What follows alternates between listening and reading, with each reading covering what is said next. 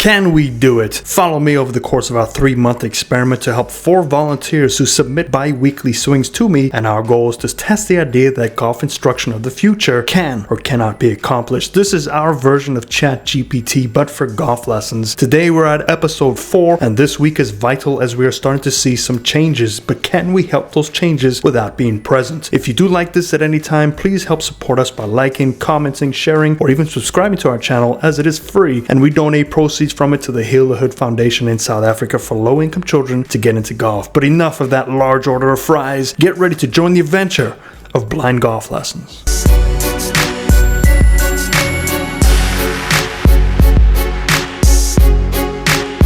Good afternoon, Line Golf Academy members and guests. Welcome back. Today we have Philip and Harrison. Philip is on the screen first. Now, Philip, if you're watching, for some reason your videos still keep cutting out. If you look at the right side of the screen, you'll see that on the follow through, it just stops out right there, and I can't for the life of me understand why. So if you could just record well past impact, because for some reason when you send it to me, your swings kind of stop a few seconds before they probably should. So just do me a favor, record it longer. I did get a report from Philip saying his back is feeling a little bit better. He's able to rotate a little bit more from the changes we made last week by moving his ball position up towards his left heel, changing his setup slightly, getting some more room for him to turn. But I do notice, and you notice this as well, Philip, is your grip is still a little too strong, and it does create some issues with your cause and effect. And the motions that I'm going to show you today is just to give you a sneak preview of what we're going to work on in the future. Let's go at it. Left side of the screen, we can see as you take that club back, you do a better job of turning initially, but you can see that club and the arms are still kind of pulling back slightly a little bit too sooner. You can see when that club is at parallel to the ground,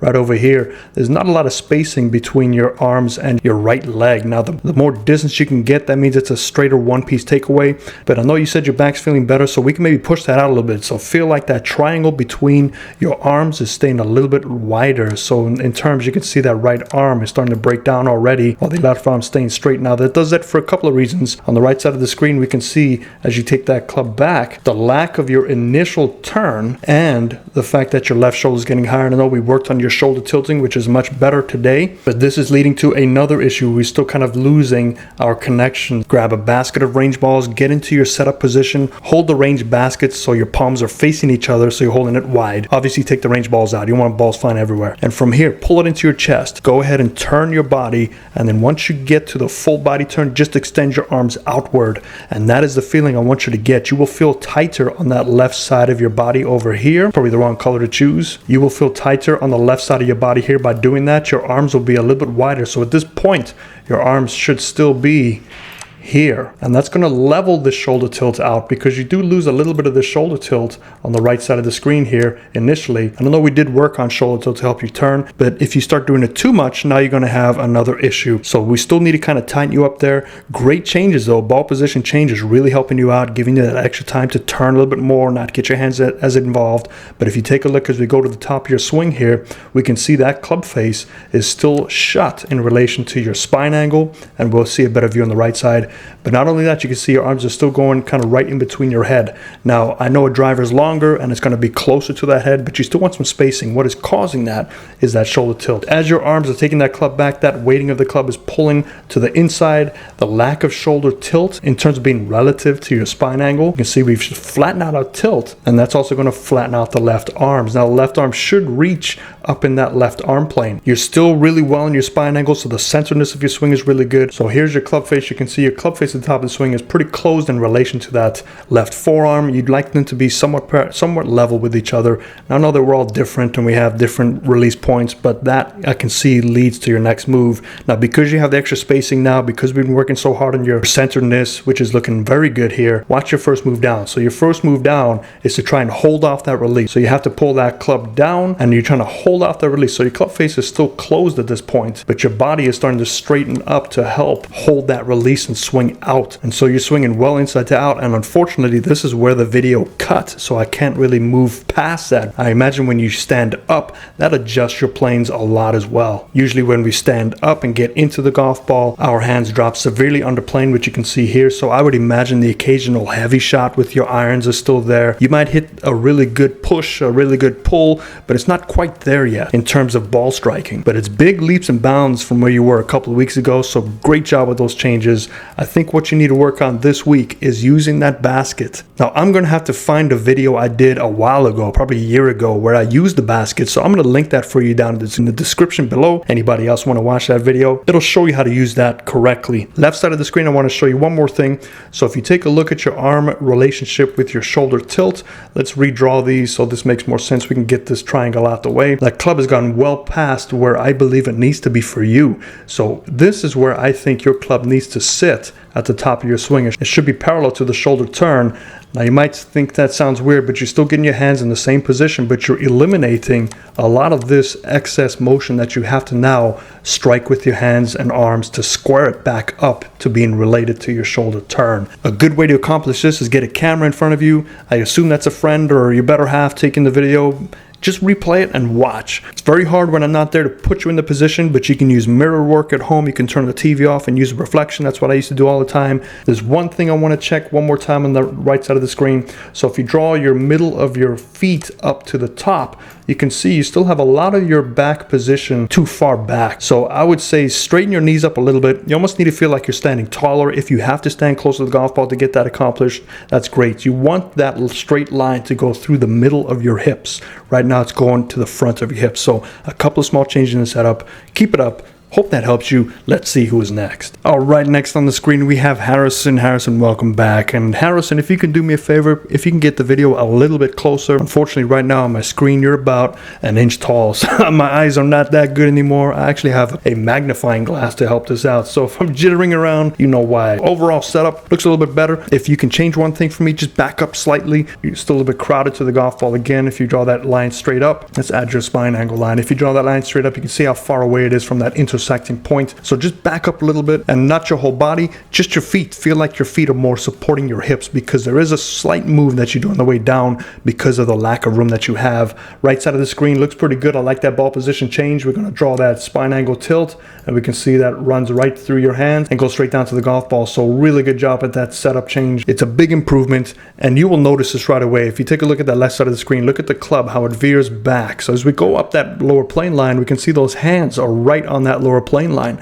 Now you might say, okay, well, why isn't that club on that lower plane line? And that's because we're still a little bit hunched over. You can see there's a lot of spine angle there leaning forward. So back your legs up slightly, stand a little bit taller, and hold that tilt, because you get your tilting in a really good position. And when your tilting is matching your spine angle, you know you did everything correct, and you can see your arms get pretty close to that secondary plane line. Now the reason we have a slight disconnection of the club face going so low is because this angle, your spine angle, this big line here I'm going to draw, is a little bit too much over. The more spine angle you have, the more your shoulders have to tilt under, which will push your hands behind you. So this is that fine tuning. So for me, just stand back a few inches, feel like your feet are supporting your hips as opposed to the front of your hips, and stand up slightly. Now you might have to move the ball position in terms of how far away it is from you, but just keep those two things in mind. Your goal is to raise your spine angle slightly, because I know you were mentioning you had some issues with the back and it's twinging on you. This can definitely do it for you. Really good takeaway. What's concerning me is the top of the swing here. We can see a little bit of this arching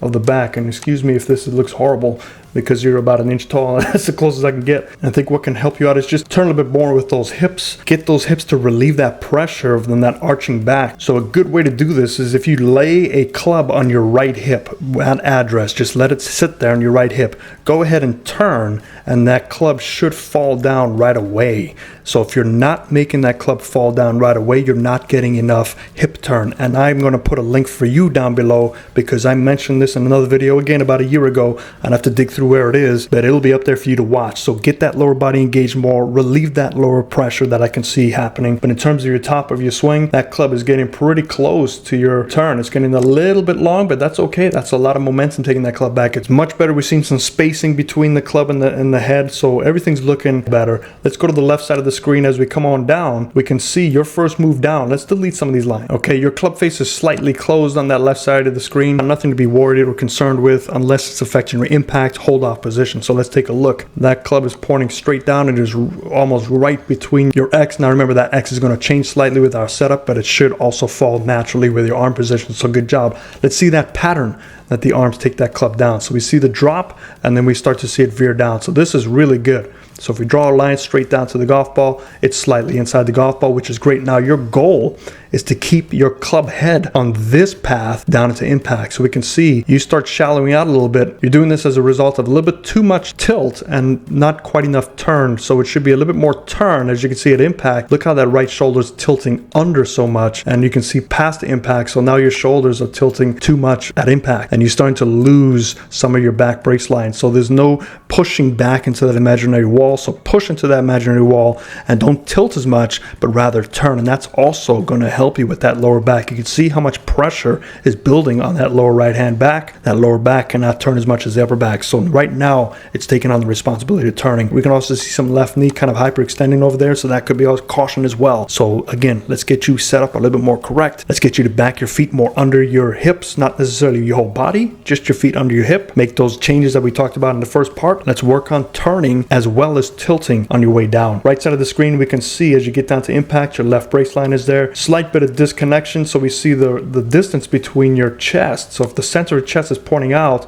your hands should already be pretty close to that center. You can see they're behind a little bit. And once you get down into impact, this is where you have to kind of throw your hands to catch up. So we're losing a little bit of hand lag. But again, the hands and arms are the last thing to change when we work on the body. The reason the hands and arms are doing that is because they were relied upon for many years to do that. So you can't expect them to flip a switch. They're working on habitual motions. Your goal is to change your inter motions, so it's a new habit and it will affect the outside, but we still have to pay attention to the outside at the very end of the swing, which is unfortunate because that's what hits the golf ball, which is why swing changes can be very frustrating because you actually get worse. So I hope that helps both of you, and if you do like this, hit that like and subscribe. It really helps me grow. It helps me reach more students that wish to learn about cause and effect, and I will see you next time. Fairways and greens.